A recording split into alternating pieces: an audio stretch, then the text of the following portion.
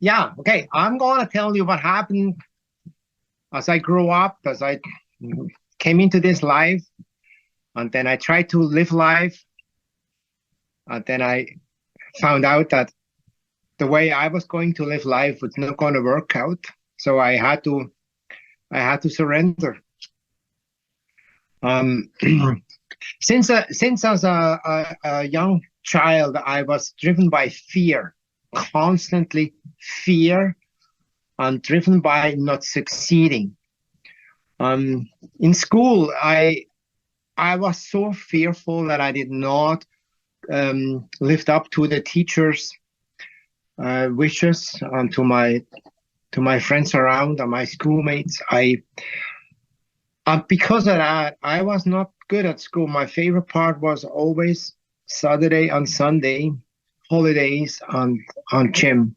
I just do not want to be in school. Um, I remember a few things. I'm not going to dwell in that too much. It's just a fearful life and always striving for being the best. By striving for being the best, there was a lot of failure involved, which was also fueled by fear and also be a product of fear. Um, some of them I laugh now, and I think, why would I be so fearful of something so unimportant? But at that time, to me, it was the whole world. At that time, it if I would not be able to be in front of the class and talk of a certain subject, um, they will laugh at me, they will bully me, they will say, wow. And it's always, what would they think, right? So fear driven big time. And one of the biggest one was getting sick. Since I was probably 15 years old, I thought I'm going to die of cancer by the age of 20. We had a chat once with my friends. We were about 18 years old. I told them, guys, you better enjoy me. I'm going to only live 2 more years. They said, what? No, really? I said, yes. I know that I will not make it much more past 20. And they said, what made you think that? I said, well, I have that pain, that constantly pain since a while. And I think I'm full of cancer and I'm going to probably make it for 2 more years. So all these, and because I thought of that, my body reacted to that. That pain consistently stayed there for a long, long time. I was seeing the doctor several times and asking, doctor, can you please treat me for that cancer or whatever? Can you tell me what to do? And he always said, no, you're good. You're good. Anyway, so what I'm trying to tell here is that my way was always the fearful way, the way if I'm not strong enough, I'm not going to succeed. And succeeding for me, that also meant running my own business, right? At the age of 22, I decided to start my business. So I started a landscape company.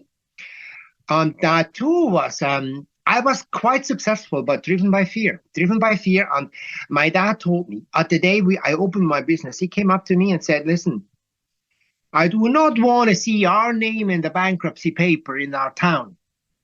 So you better go and do whatever you can to be successful. Okay. Pressure was on, and I was, but he also helped me. He helped me the first couple of years. He was one of my laborers, and he helped me to get through, just to succeed. And then I got to be the big shot in town. That's what I thought. I had arrived. Actually, I felt like I'm the one. I was the one who drove a 4x4 truck in Switzerland with white tires. I had a motorcycle. I had hunting dogs. I just got married. I succeeded with all these things because I thought if I don't succeed at that, my friends would look at me differently, right? But I did not count it that God had a different plan for me. God had a plan for me for living an honest life, a successful life in emotional sobriety. Not the money counts, peace counts now. And that's why my topic is balance. I never found balance in anything. Everything I did to the total extreme. Everything I did was driven to be on top. Even driving the car, I thought I had to be the best car driver.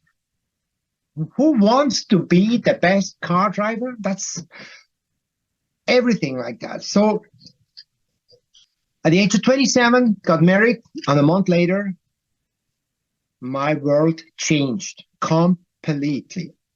My world changed in the fact that we were eating lunch, and I tried to eat my salad. My wife was there, and my stepson, and on my nephew, I could not pick up that spoon anymore. I was too weak to eat that salad, and my wife thought I had a heart attack.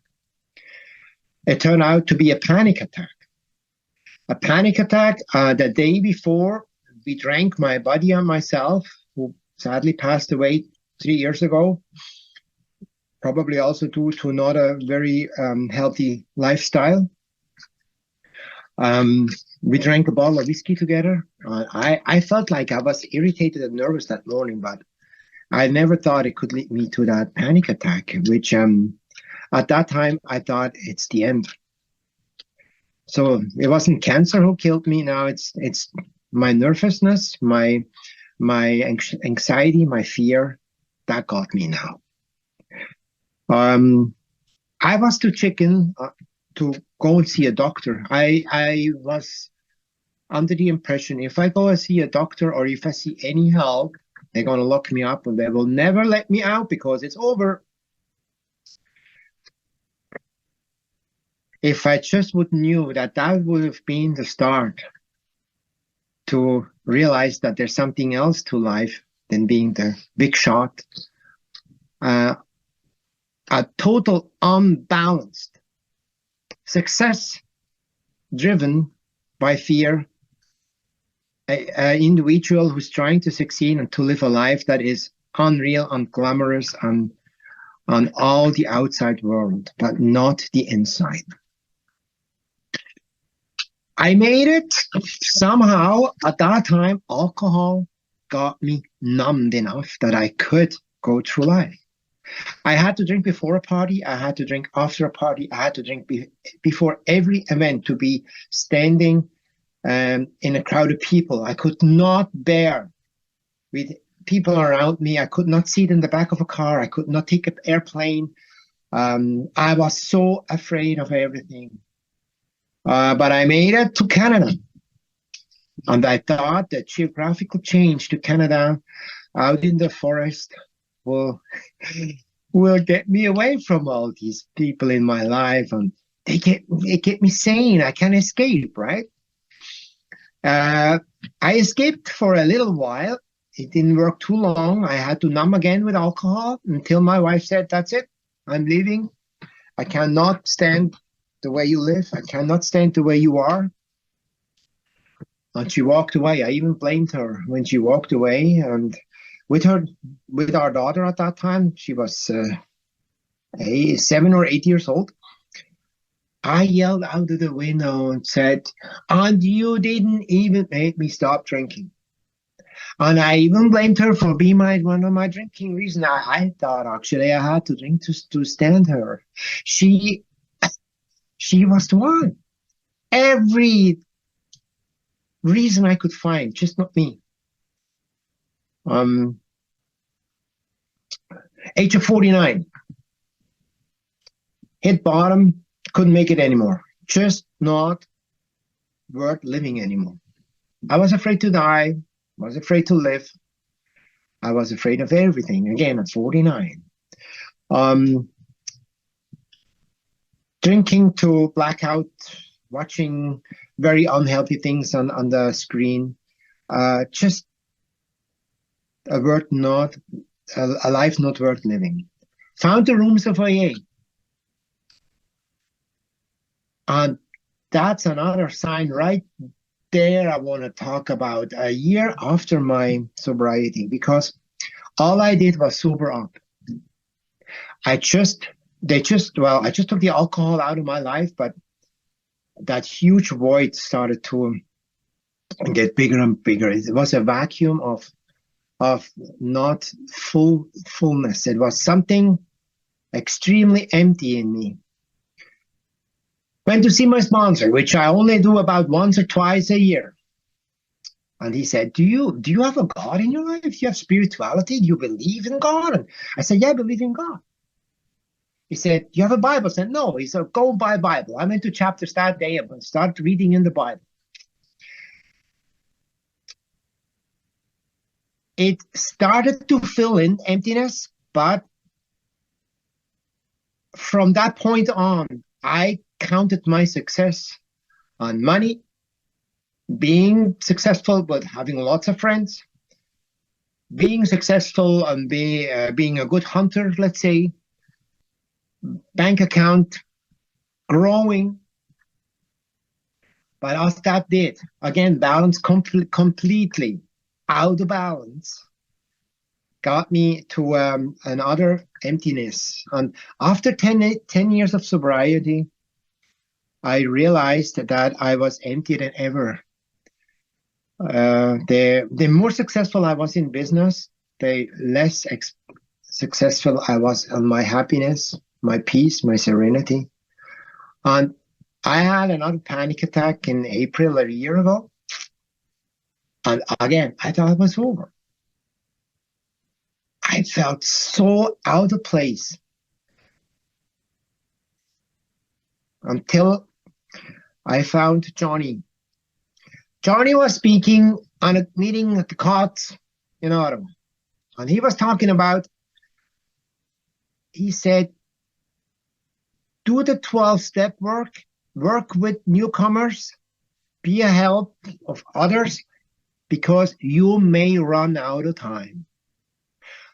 So I'm approaching 60 years old, and that hit home big time. I might run out of time, because I had that pattern. Every few years, I hit another level of bottom, and it doesn't have to be alcohol. It can be emotional. It can be anything else. So Johnny got me working the steps with the BBA. And then John, we all know John, got me finishing to do working the steps. And he opened something in me. He touched me with the way we were working the 12 steps, that I started to not only believe in God, but for the first time, I started to trust in God. And that trust is so powerful that I experience up to this day. I actually, every hour now, I have this power pack in me. You guys created my power pack that I have access 24/7 right now. I describe you a little since scenario I had this summer. I was riding my motorcycle out west, and I have nothing against depression medication. I think they are a great tool. They can help many people. They helped me a lot. I took it for years. But I decided, because I had a spiritual problem. I was spiritual completely weak. I did not trust in anything than medication and the program without service. I weaned it off. I went from 10 down to 5 milligrams, and about a week later, I had that panic attack in that forest, out all by myself. Did not know what to do. Felt completely hopeless and lost. I said a prayer to God. I said, God, now I'm out there without help. You're the only one I can hold on to. You're the only one who's able to help me. From that point on, I felt a warm flow through my body like never before. I felt something so wonderful, powerful. I picked up the phone. I found a meeting an hour away. I drove to that meeting. I made it just in time, and I talked about it. And I said, I talked about the feeling I just had, about this warm encounter and the presence of God. That night, I felt like I was extremely close to God. And I knew from that point on that I can always have access to that power whenever I need it. And it comes handy often. I'm without medication since quite a while now. I started to feel feelings a lot more intense. I can cry more often, even in a emotional movie now. It it gets me, but it's actually tears of joy. It's actually tears of happiness, knowing that I've been well taken care of.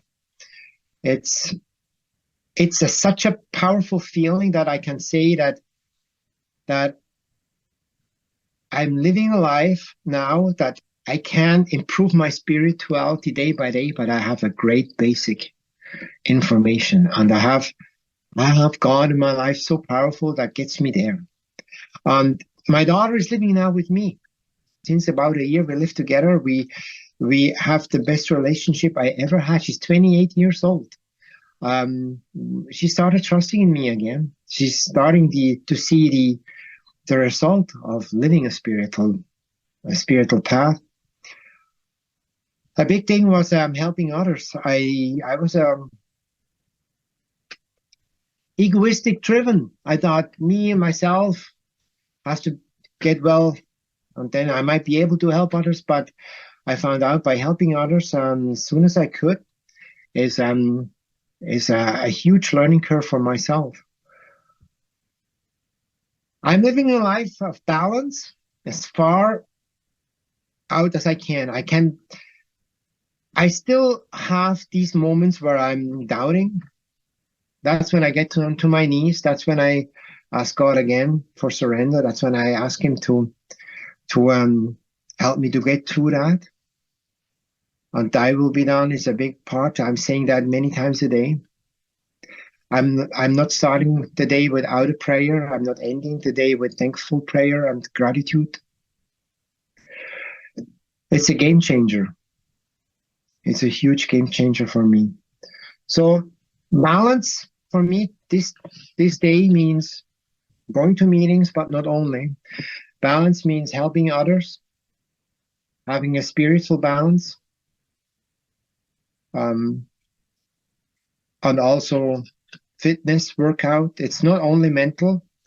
If I find balance in my body, together with my mental spirituality and my mental fitness, it's something that helps me go through the day and through daily life. So I'm about to be retired, and I'm not worried of running out of work, because if I don't have work on my little place here, I can work with others. I can work with you guys. I can go to meetings. It's such a privilege to be in that fellowship. I have every day somewhere to go. I can be with you guys. I can learn, and it's just a fulfilling life.